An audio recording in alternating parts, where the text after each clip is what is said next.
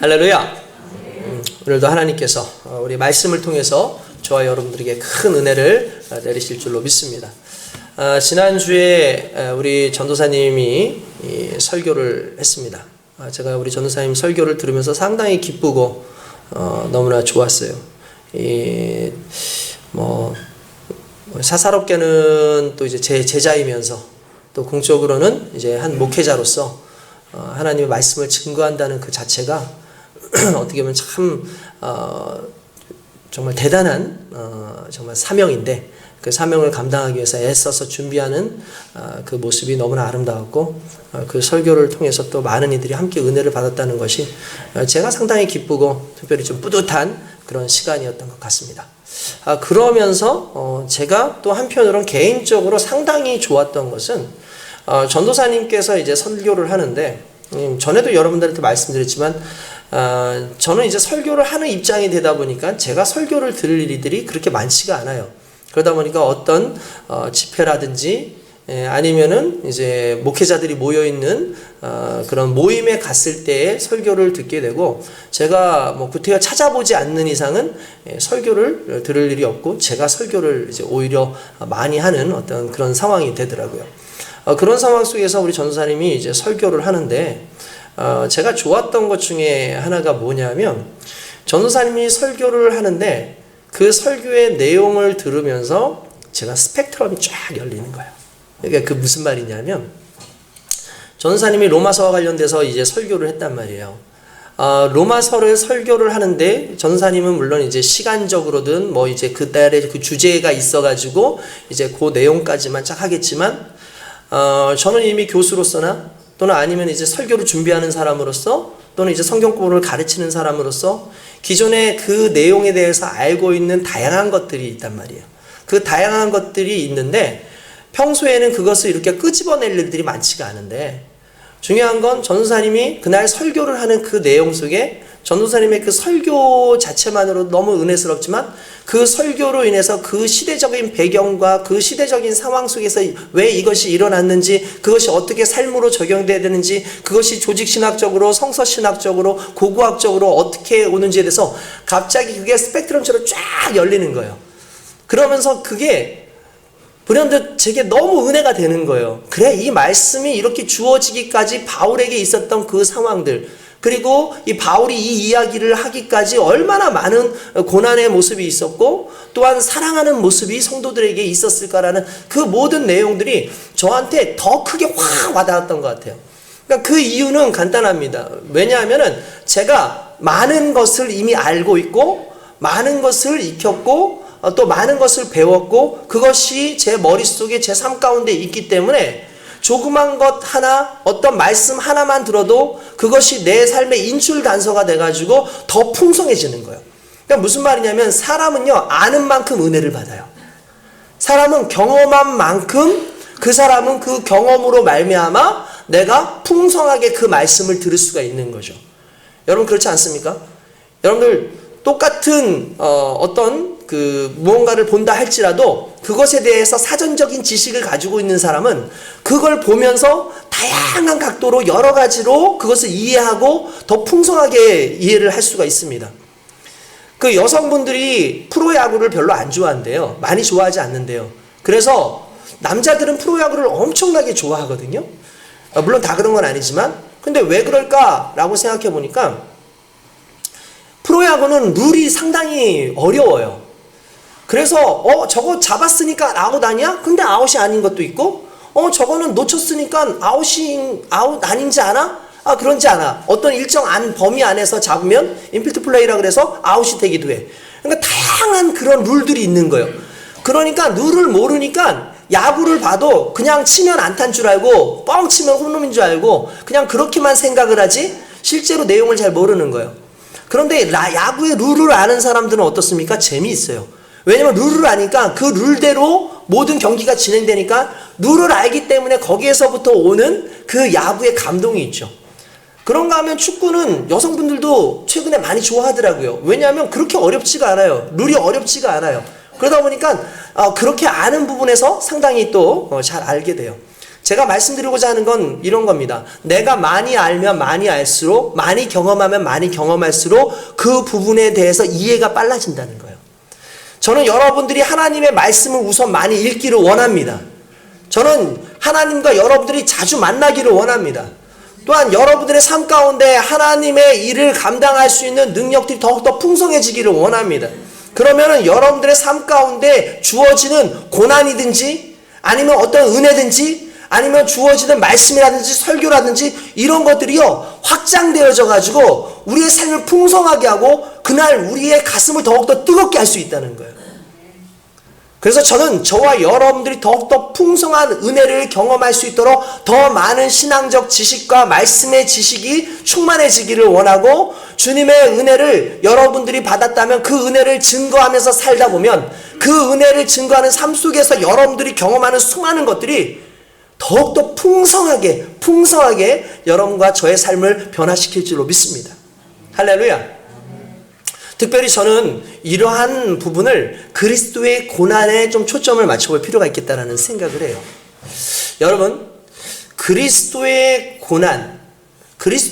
고난의 깊이를 알고 그리스도의 고난을 묵상하고 그리스도의 고난이 어떤 의미를 가지고 있는지를 정확하게 꿰뚫고 있는 사람들은요, 그리스도의 고난에 감격이 있어요. 그러니까 고난에 감격이 없다라는 건 그리스도의 고난이 무엇인지 모르기 때문에 그래요.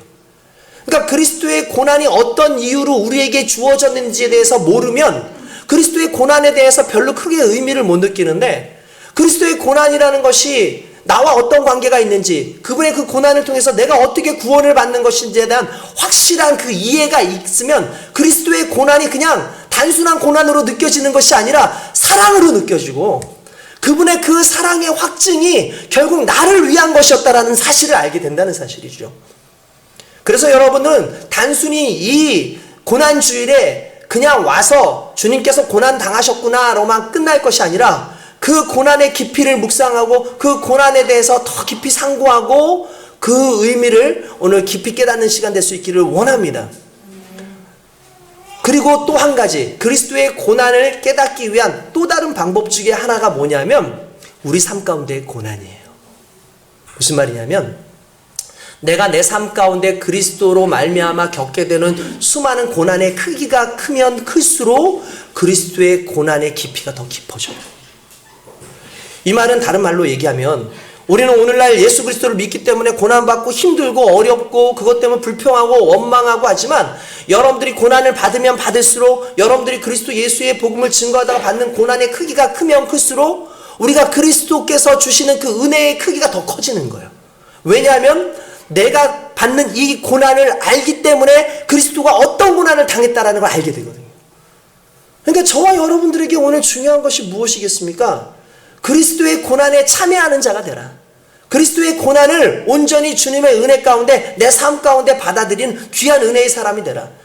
고난이 많으면 많을수록 더 풍부하게 그리스도의 고난의 은혜를 경험하게 될 것이니, 저와 여러분의 삶 가운데 오는 그 고난을 하등한 것으로 보지 마시고 귀한 것으로 여기시고 그 귀한 은혜의 고난을 낭비하지 않는 은혜를 갖기를 주님의 이름으로 축원드립니다. 할렐루야. 여러분, 우리는 왜 고난을 받습니까? 특별히 우리가 이런 고난주일이 되면은 예수 그리스도의 고난에 대해서는 생각을 많이 해요. 그리고 또 대부분 그걸 좀 감정적으로 받죠. 우리 예수님 십자가에 못 박히셔서 얼마나 아프셨을까. 그래서 그런 찬양들도 많아요. 얼마나 아프실까 주님의 손과 발, 이런 찬양들 많이 합니다. 그것을 상당히 이제 감정적으로 우리는 많이 받죠. 그래서 그리스도의 고난은 참 힘든 것이고, 그리스도의 고난은 또 어떤 사람은 조직신학적으로나 또는 논리적으로 그리스도의 고난은 나를 위한 고난이야. 그리스도의 고난으로 말미암아 우리의 모든 죄의 문제가 해결됐어. 그리스도의 고난으로 말미암아 우리는 정말 하나님의 은혜 가운데 선택받은 자로서 오늘 이 자리에 서 있는 것이야 라고 그렇게 이야기를 합니다. 상당히 참 좋죠. 그런데 한 가지 중요한 건 그리스도의 고난은 그리스도의 고난으로 끝나지 않아요. 그리스도의 고난을 이해하기 위해서는 반드시 성도의 고난의 의미를 알아야 돼요. 왜냐하면 그리스도의 고난은 반드시 성도들에게 이어지기 때문입니다. 성경에 보면 그런 말씀이 나옵니다. 어떤 말씀이 나오냐면은 골로새서 1장 24절에 이런 말이 나와요. 나는 이제 너희를 위하여 받은 괴로움을 기뻐하고 그리스도의 남은 고난을 그의 몸된 교회를 위하여 내 육체에 채우노라 라고 했어요. 여러분 보세요. 그리스도의 남은 고난, 이거는 솔직히 잘 해석을 하고 잘 이해를 해야 돼요. 예수 그리스도께서 우리를 위해서 고난을 남겨놓으셨다는 뜻이 아니에요. 그러니까 고난이, 예수님이 100% 다 고난을 체험하지 못했기 때문에 남겨진 고난이 있다라는 그런 뜻이 아닙니다. 예수님이 십자가에 달려 돌아가실 때의 그 고난은 한 번에 다 치르신 고난이고, 그 고난으로 말미암아 우리 모든 사람들, 모든 인류가 구원을 받은 건 확실해요. 그렇기 때문에 실제로 그리스도께서 받으신 고난이 남은 것은 없어요.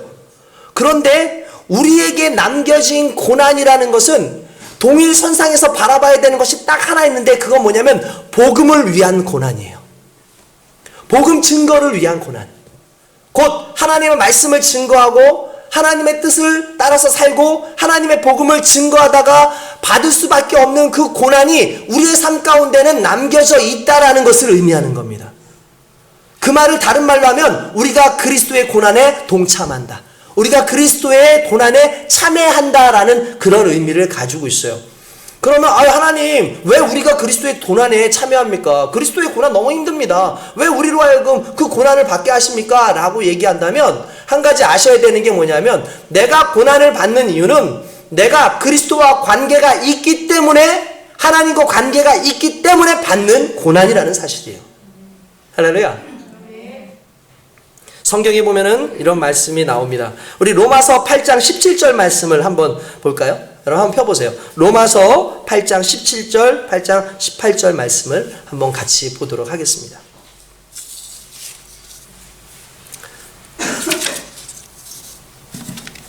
자, 로마서 8장 17절, 18절 다 찾으셨나요? 자, 우리 자, 로마서 8장 17절에서 18절까지 말씀 우리 한번 같이 읽어보도록 하겠습니다. 시작. 자녀이면 또한 상속자 곧 하나님의 상속자요 그리스도와 함께한 상속자니 우리가 그와 함께 영광을 받기 위하여 고난도 함께 받아야 할 것이니라. 생각하건대 현재의 고난은 장차 우리에게 나타날 영광과 비교할 수 없도다. 할렐루야. 아멘. 여러분, 우리가 하나님의 자녀입니다. 자녀는 곧 상속자예요. 할렐루야. 여러분, 우리의 상속은 내가 직접적으로 받을 수 있는 상속이 아니라 그리스도께로 상속된 것인데, 그리스도와 함께한 우리에게 상속되어진 것이 천국이고 영생이고 하나님의 은혜입니다. 할렐루야. 그래서 그와 함께 영광을 받기 위해선 당연히 그리스도와 함께 고난을 받는 것은 당연한 것이라는 거죠. 그러니까 이런 거예요. 너 고난 받기 싫어? 그럼 방법은 하나가 있어. 그리스도와 분리되면 돼. 너 고난 가운데 있는 것이 너무나 싫고 이 고난으로부터 떠나고 싶어? 그러면 그리스도의 상속자가 되지 않으면 돼. 그러나 적어도 하나님의 유업을 받고 그리스도의 상속자로 살아간다라고 한다면, 우리는 그 고난에 참여함으로 말미암아 그 고난 받으신 그리스도 예수의 모든 것을 내 삶 가운데 덧입어 살아갈 때, 그때 고난은 영광을 위한 전주곡이 될 거야. 그래서 이렇게 말씀하시지 않았습니까? 생각하건대 현재의 고난은 장차 우리에게 나타날 영광과 비교할 수 없도다. 할렐루야. 이 말은 무슨 말이에요?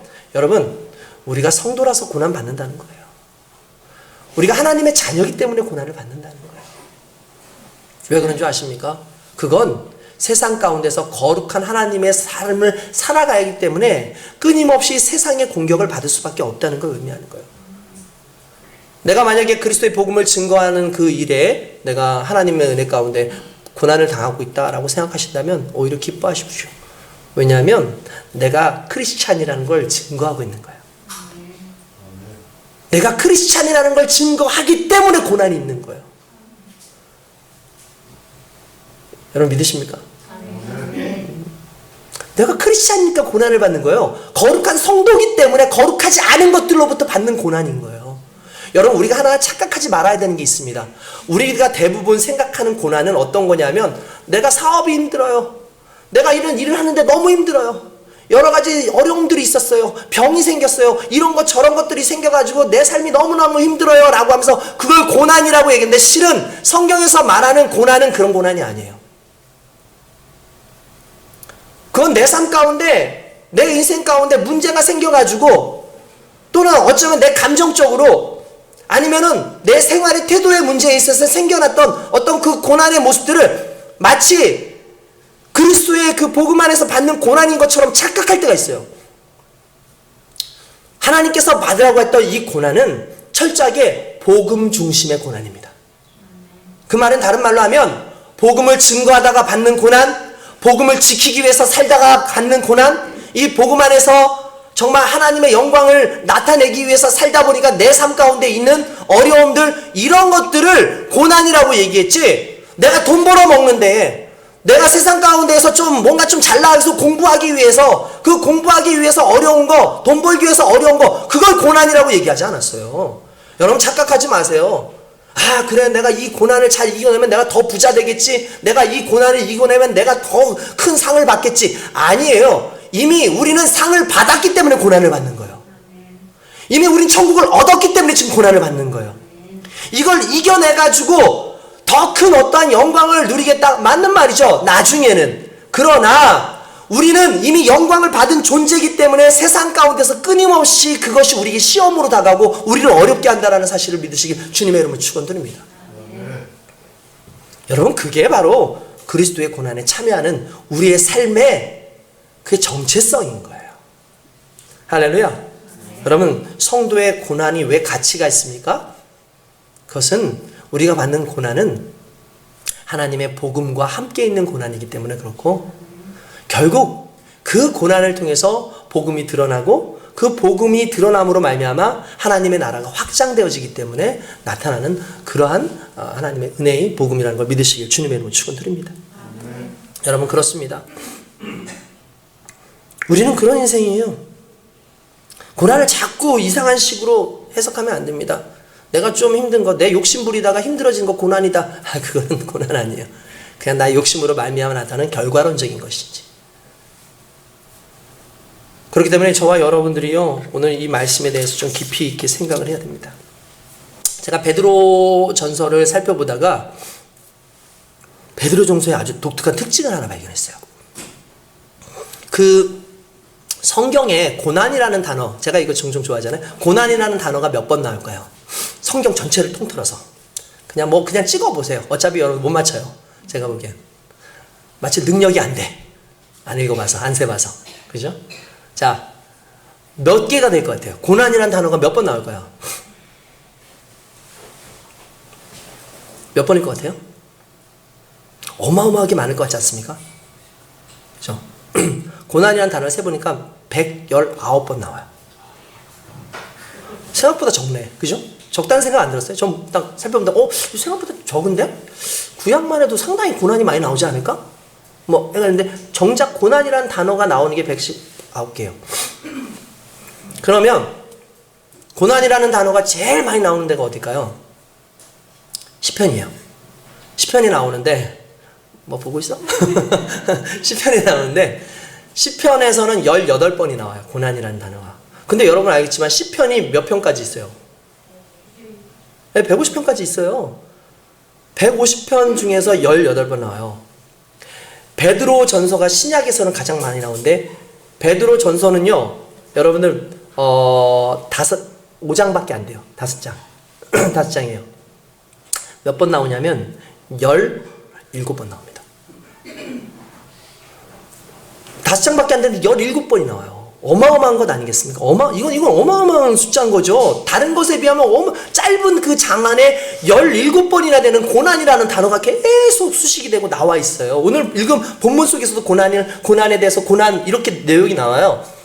왜 그런 얘기가 나오냐면, 베드로 전서가 쓰여지는 당시에 성도들에게 아주 어마어마한 그러한 고난이 있었어요.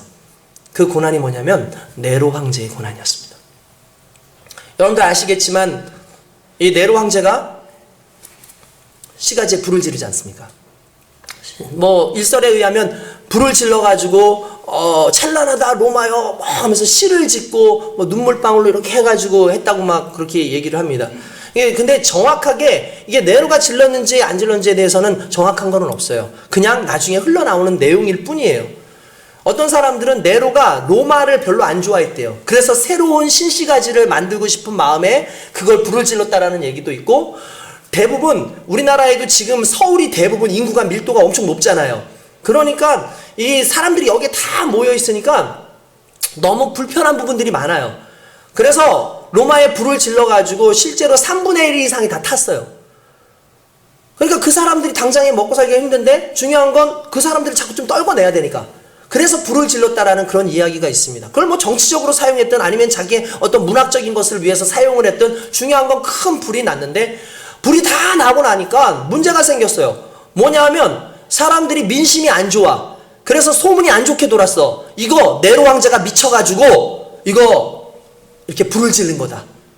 막 사람들이 모든 걸 다 네로 황제에게 막 얘기하니까 이 상황을 피해야 되잖아요. 그러니까 좋은 방법이 무엇이 있을까? 이걸 누구에게 돌릴 수 있을까라고 하다가 생각해 보니까 그 당시에 이 로마 국가에서 가장 로마의 적대적인 사람들이 있었는데 그들이 누구냐면 크리스찬들이었어요.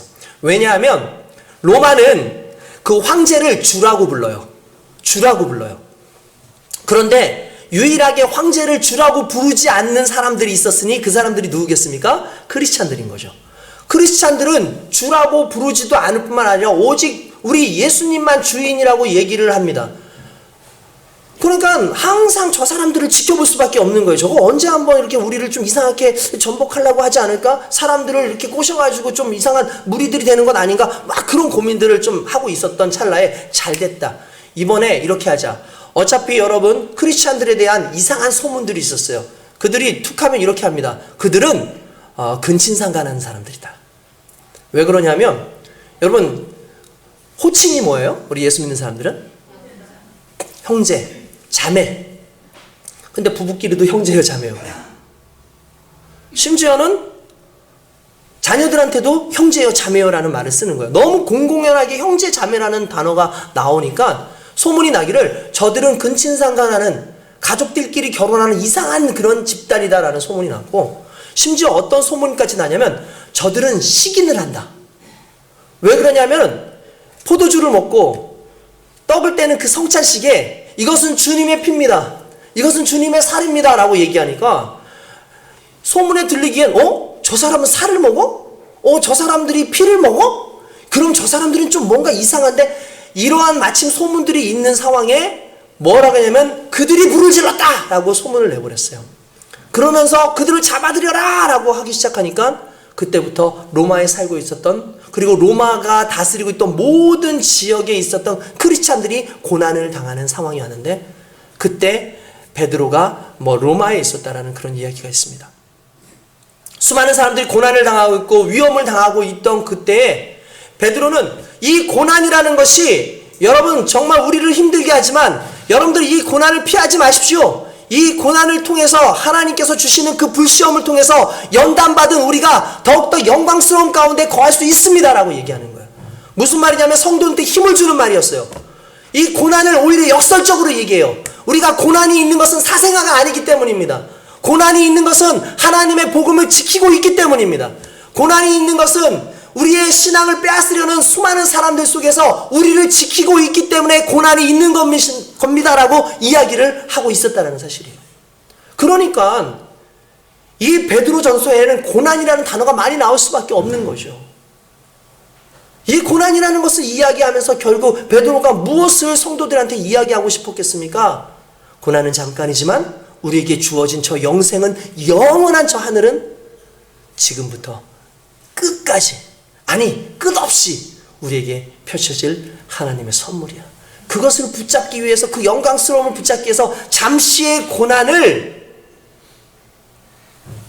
포기하지 않는 것, 이것이 신앙의 도리고 우리 믿는 자의 힘이다 라고 얘기를 하고 있다는 거예요.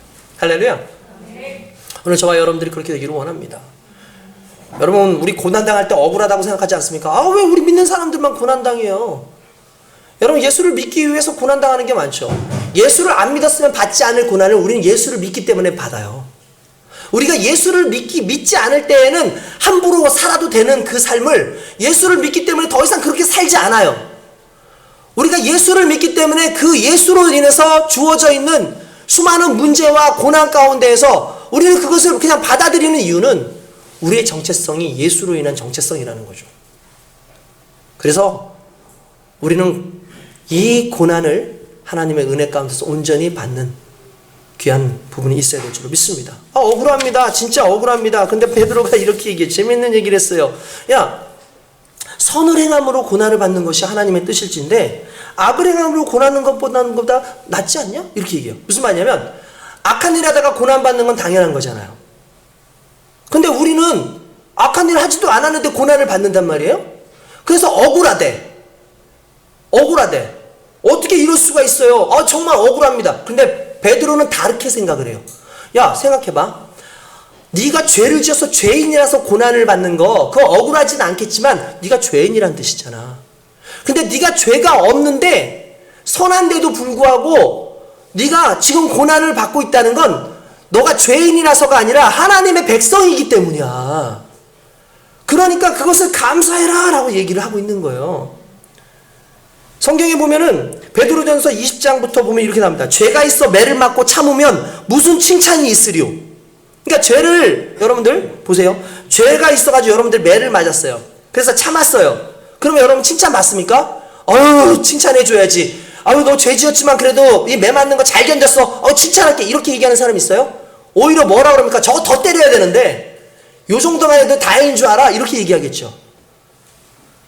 근데 그러나 선을 행함으로 고난을 받고 참으면 이는 하나님 앞에 아름다우니라. 할렐루야. 이를 위하여 너희가 부르심을 받았으니 그리스도도 너희를 위하여 고난을 받으사 너희에게 본을 끼쳐 그 자취를 따라오게 하려 하셨느니라. 욕을 당하실 때 맞대어 욕하지 아니하시고 고난을 당하실 때 위협하지 아니하시고 오직 공의로 심판하시는 이에게 부탁하시며 라고 되어 있어요. 무슨 말입니까? 너희 세상 가운데서 잘못 안 했다고 고난받는 것 때문에 억울해하지 마. 그 세상 사람들 가운데 잘못해가지고 고난받는 건 오히려 저주받은 것이지만 너희가 받는 고난은 하나님의 영광에 이르는 고난이잖아. 잘못해서 받는 고난이 아니라 주님 안에서 테스트 받고 주님 앞에서 시련의 연단을 받아서 더 주님 앞에서 값지게 서기 위해서 서는 고난이잖아. 그 고난에 대해서 감사하라고 얘기하고 있는 겁니다.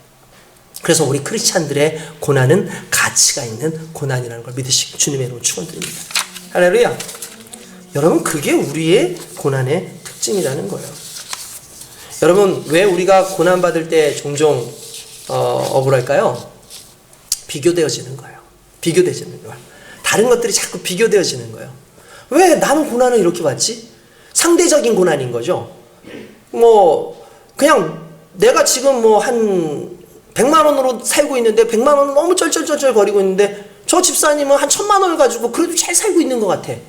그러면은 그게 비교가 되기 시작을 하면 이게 내게 고난처럼 느껴져요.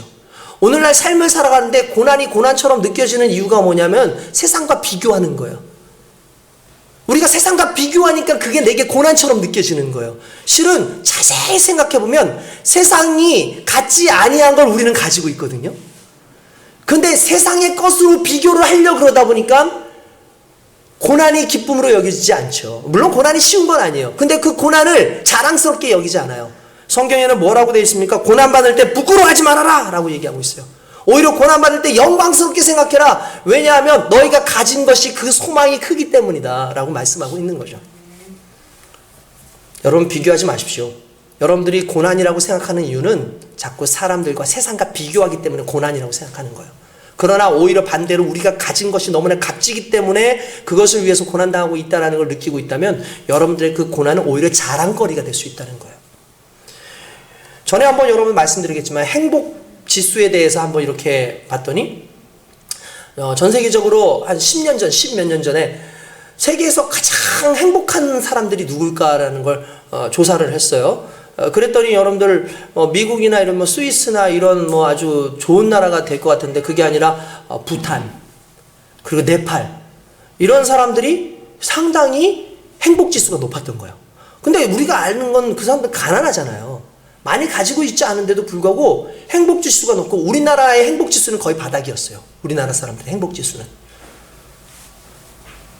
다시 최근에 행복지수를 검사를 했대요. 부탄하고 네팔이 계속 거기 있을 줄 알았는데 놀랍게도 거의 하위권으로 가 있다는 거예요. 아니, 왜 하위권으로 갔지? 그거를 면밀히 조사를 해보고 검토를 하다 보니까 무엇을 발견하게 됐냐면 그 사람들한테 스마트폰이 보급이 된 거예요. 그 사람들한테 인터넷이 보급이 된 거예요. 그래서 자연스럽게 인스타그램을 보고 자연스럽게 SNS를 확인하기 시작하면서 자기들이 살아갈 때는 옛날에 나도 가난하지만 얘도 가난했어요. 그래서 비교할 것이 없기 때문에 그냥 나름대로 행복했어요. 조금만 더 가지고 있어도 그게 행복했어요. 근데 어느 순간 SNS를 보면서 여러분 상대적 박탈감 느끼지 않습니까? 저는 SNS 보면서요 그런 거 많이 느껴요. 솔직히 인스타그램은 사기예요. 제가 보기엔. 왜 그러냐면 대부분 사람들이 좋았던 것만 올리지 싫은 거 안 올려요. 자기가 잘 나갔을 때 올리죠. 자기가 잘생긴 거 꾸며서라도 올려요. 최대한 좋은 거 올립니다. 그런데 그걸 보고 있는 사람들은 어머 너무 축하해 잘됐다라고 할 것 같죠? 아니에요. 상대적인 박탈감을 느끼는 거예요. 상대적으로 쟤는 이렇게 잘 나가는 것 같은데 나는 이게 뭐지? 부탄 사람들, 네팔 사람들이 그걸 발견한 거예요. 전 세계가 너무 잘 사는데 자기네들이 너무 가난한 거예요. 어느 순간부터 행복지수가 떨어지는 거예요. 세상 사람들이 말하는 행복이라는 건 결국은 비교되는 행복이었던 거예요. 상대적인 행복이었던 거예요. 근데 놀랍게도 하나님을 믿는 사람들은 행복지수가 높을 수 있어요. 왜 그런 줄 아십니까? 우리가 가지고 있는 행복이라는 건, 우리가 가지고 있는 그 영광이라는 건 그냥 누구하고 비교할 수 있는 영광이 아니라 하나님의 자녀로서의 영광이고 저 천국의 영광이고 하나님 자녀의 그 권세로서의 영광이기 때문에 그 영광을 가지고 있는 우리는 세상 속에서 비교할 일이 없는 존재라는 거죠. 우리가 가진 것이 얼마나 귀한지를 모르니까 자꾸 세상 사람들과 비교해보고 스스로 아유 나는 왜 이러지? 나 예수 믿어야 되나? 나 괜히 예수 믿은 거 아니야? 이딴 소리 하고 있는 거예요. 절대로 빼앗기지 않을 그것을 저와 여러분들이 가지고 있어야 되는 줄 믿습니다. 특별히 하나님을 섬기는 사람들에게 있어서 고난의 특징이 뭔지 아십니까? 하나님을 섬기는 사람들의 고난의 의미, 가치가 주어질 때 그것은 하나님이 함께하는 고난이어야 돼요. 우리가 잘 아는 요셉. 여러분 요셉이라는 사람 아시겠지만 어떤 사람입니까? 요셉 어떤 사람이에요? 네, 그냥 하나님께서 크게 쓰셔가지고 애굽의 국무총리가 되게 하셨던 사람으로 보지만 실제로 요셉은 상당히 싸가지 없는 사람이에요. 막내인데 형들 앞에서 거들먹거리고 아버지가 특별히 형제들 중에서 가장 이쁘게 해가지고 정말 그 형님들은 다 누더기 옷 입고 별로 좋지 않은 옷 입고 다닐 때 자기만 채색 옷을 입고 다녔어요. 지금 다시 얘기하자면은 얘네들은 그냥 그 형제들은 그냥 길거리 상표 옷을 입었다면 얘 혼자 나이키 입고 아디다스 입고 이런 삶을 사는 거죠. 거기에다가 뿐만 아니라 어떤 삶을 살았냐면 아버지 앞에서 형제들 맨날 고자질했어요. 성경에 나옵니다. 맨날 고자질하는 거예요. 아버지 저기 큰형 루벤이 무슨 짓을 했어요. 저기 유다가 무슨 짓을 했어요. 시므온 형이 무슨 짓을 했어요. 맨날 아버지 앞에서 고자질하는 거예요. 그것만인 줄 아십니까? 얼마나 교만인 줄 아십니까? 꿈을 꿨어요. 꿈의 내용은 어쨌든 그런 거예요. 형님들이 자기를 섬기는 어떤 그런 꿈의 내용을 얘기했어요. 그런 얘기 들으면 겸손하게 그냥 가만히 있으면 되잖아요. 그런데 그걸 형님들한테 이렇게 얘기해요. 형님들 제 얘기 좀 들어보십시오. 저쪽 가 있는 형들 다 불러가지고 그 얘기를 하는 거예요. 심지어는 해와 달까지도 내게 절을 합디다. 그러니까 이 얘기를 듣다 보니까 야곱이 이렇게 하면 안 되겠다. 이놈이 이제 큰일 나겠다 싶어져. 야 이놈아, 그러면은 아버지와 어머니와 형제들이 너한테 지금 절을 한다는 뜻이냐? 막 야단을 쳤어요. 그러면서도 야곱은 마음에 두었다라는 그런 말이 있습니다. 물론 신앙생활을 살고 정말 나름대로 괜찮은 친구지만 근데 중요한 건 그의 삶은 아직까지 서툴고 사람들을 품을 수 있는 능력 있는 사람이 아니었다는 거죠. 하나님께서 방법을 하나 두십니다. 뭐냐면 그에게 고난을 주셨어요. 애굽에 팔려가게 됩니다. 사람들에게 버림받게 됩니다. 그리고 고난 가운데 있게 하셨습니다. 근데 중요한 건 그 고난 가운데에서 하나님께서 그 고난으로 끝나게 하지 않으시고 그를 형통의 사람으로 만들어 주셨어요. 그때 형통의 사람이 되어질 때에 그에게 붙어진 조건이 뭐냐면 하나님이 함께 하심으로였다는 거죠. 결국 그가 어떻게 됩니까? 변화됩니다. 여러분, 하나님께서 우리에게 고난을 주실 때 1차적 목표는 내 인생의 변화예요. 그리고 그 인생의 변화는 그냥 고난만 있으면 안 됩니다. 반드시 하나님이 함께 거하실 때 내 삶의 변화가 있게끔 되어 있어요. 저와 여러분들은 그러한 변화 가운데 있는 하나님의 백성들 되기를 주님의 이름으로 축원드립니다. 그렇게 하나님의 자녀로 산다라는 건 모든 걸 다 내려놔야 된다는 거예요. 또한 이 고난을 가지고 살아가는 사람들의 자세는 적어도 하나님 앞에 완전히 밑바탕으로 내려가야 돼요. 여러분, 지난주에 우리 전도사님이 그리스도의 종에 대해서, 예수의 종에 대해서 사도 바울은 난 예수의 종이다 라고 얘기를 했었던 거 아마 기억하실 거예요. 예수의 종이라고 할 때 특별히 종을 우리는요, 예수의 종, 그럼 그냥 종이라고 생각하잖아요. 근데 실은 번역이 잘못됐어요. 원래 이 종이라는 단어를 둘로스라 그래요. 둘로스라는 단어를 영어로 하면은 원래 종 그러면 서번트죠. 서번트가 종이에요. 근데 종 그러면 시중 드는 사람 이런 의미를 가지고 있어요. 섬기는 사람이라는 뜻이 있어요. 근데 원래 성경 원어에서의 둘로스라는 뜻은 슬레이브예요. 슬레이브가 뭐죠? 노예예요. 노예. 나는 그리스도의 종이 아니라 그리스도의 노예다라고 얘기를 했어요. 왜 그런데 이것이 노예라는 말을 쓰지 않고 왜 영어 성경에는 서번트라고 써져 있을까? 그건 안타깝게도 미국과 영국의 안타까운 그들의 삶의 모습이 있었어요. 그게 뭐냐면 노예. 그들이 지금도 지우고 싶고 과거에 하나님을 믿는다는 사람들이 하나님이 주신 부귀영화의 그 조건으로 노예를 들었어요. 이 노예가 많은 건 내가 부귀영화를 누리고 있는 거야. 하나님이 내게 주신 거야. 실은 잘못된 신앙적 해석이었던 거죠. 그러니까 이 노예라는 단어가 상당히 예민해요. 이 노예라는 단어가 상당히 힘든 거예요. 자신들에게. 둘로스라는 단어를 종이라는 이름으로 바꿔서 순화시킨 거예요.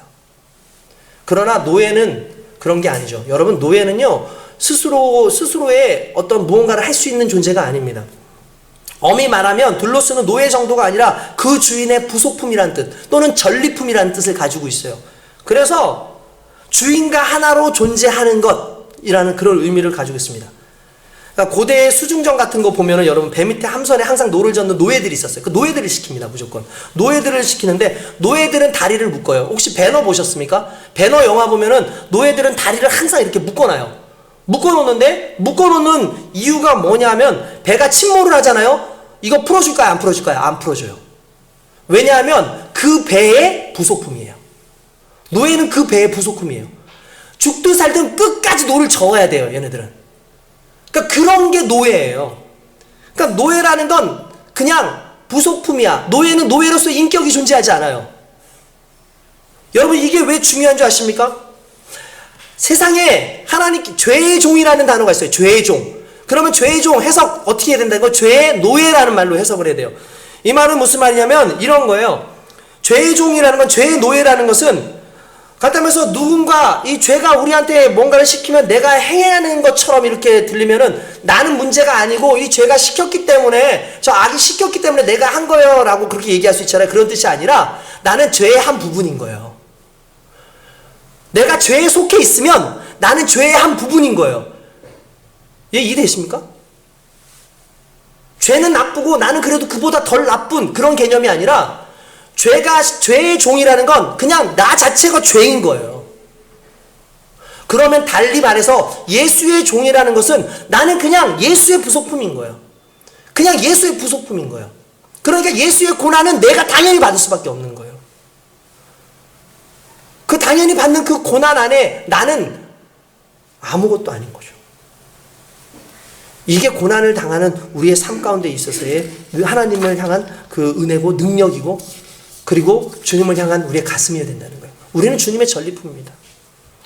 저 지옥으로부터, 저 죄로부터 이기신 주님으로 말미암아 우리는 예수와 하나 되어져 있는, 예수가 죽으면 나도 함께 죽고 예수가 부활하면 나도 함께 부활하는 그 놀라운 역사가 노예라는 단어 속에 들어있는 것이고, 그 노예라는 그 단어 속에는 고난도 함께 있는 것이고, 그 고난을 감당하는 저와 여러분들이 하나님의 은혜 가운데 설 때에 진정한 가치 있는 신앙인의 모습이 되게 될 줄로 믿습니다.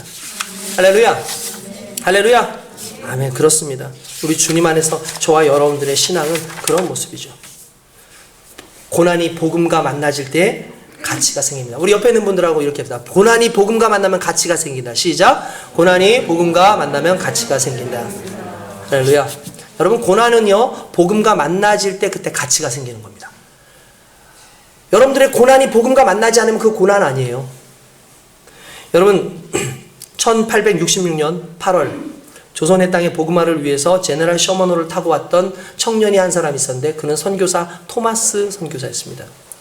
그 당시에는 대원군이 척하비를 세우고 외국의 문물을 교류하는 것을 금지시켰기 때문에 외국에서 오면은 그들을 받을 준비를 하는 게 아니라 무조건 싸우는 거예요. 무조건 싸우는 거예요. 물론 여러 가지 이유가 있습니다.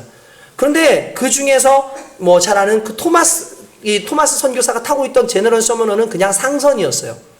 상선이었는데 그 상선을 불태우고 그 사람들을 다 놓고 난 다음에 사람들을 목을 베가지고 죽이는 겁니다.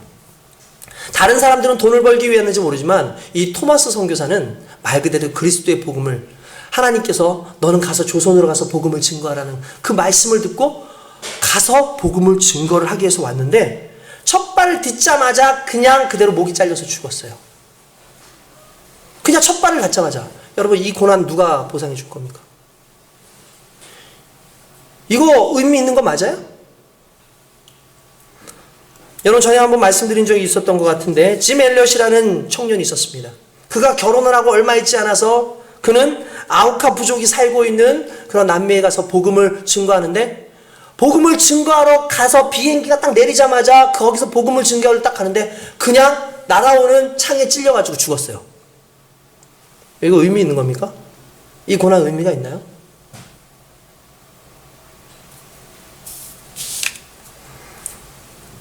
구두수송공이었던 엘 윌리엄 캐리라는 사람이 있었습니다.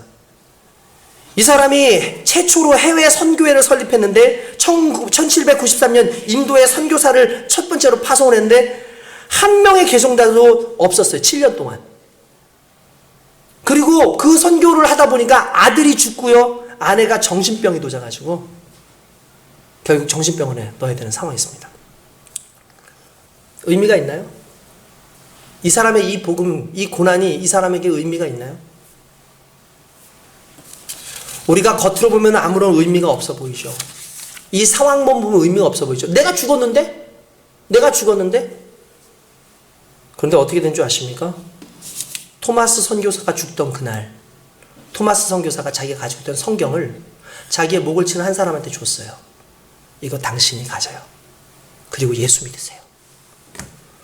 성경을 받은 박중건이라고 하는 사람이 이걸 가지고 갔는데 계속 죄책감과 자기의 이 마음 가운데 이 두려움이 엄습해서 도저히 참을 수가 없어서 그 준 성경을 읽다가 회개를 했어요. 그리고 그 사람이 평양교회의 최초의 장로가 됩니다. 그리고 이 장면을 목격했던 최치량이라는 사람이 교회를 개척하고요. 그때 마침 상선이 부셔지면서 성경책이 이렇게 떠내려왔던 걸 박영식이라고 하는 사람이 그걸 주워가지고 그걸 또 도배지를 사용했어요. 도배지를 사용하고 난 다음에 누워가지고 그 도배지를 읽다가 보니까 복음이 적혀 있는 거예요. 그리고 그 복음을 읽고 나서 변화가 돼서 그 집이 평양 대부흥 운동의 시작이 된 장대현 교회가 됩니다. 짐 엘리엇이 죽은 이후에 그의 아내 엘리자베스 엘리엇이 동일한 헌신을 하고 아우카 부족에게 와가지고 복음을 증거하고 창을 꽂았던 그 키모라고 하는 사람이 창을 던졌는데 그 키모라고 하는 사람은요 아우카 부족의 최초의 목사가 됩니다. 그때 짐 엘리엇이 나이가 29세였어요. 그때 그가 이렇게 얘기합니다. 영원한 것을 위하여 영원하지 않은 것을 버리는 사람은 결코 어리석은 사람이 아니다. 영원한 것을 위하여 영원하지 않은 것을 버리는 사람은 결코 어리석은 사람이 아니다.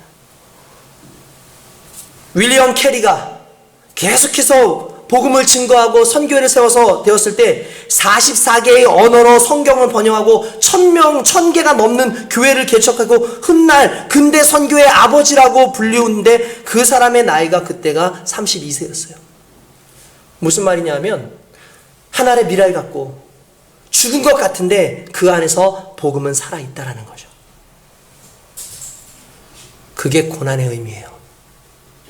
그래서 복음은 고난과 함께 만났을 때 영광이 되어지고 저와 여러분들의 신앙은 이 신앙 속에서 이루어지는 그 고난들은 복음으로 인한 고난일 때에만 가치가 있다는 걸 깨닫는다면 오늘 저와 여러분들이 달려가야 하는 그 길 가운데 고난을 감사함으로 영광으로 생각하는 거룩한 삶을 사시길 주님의 이름으로 축원드립니다.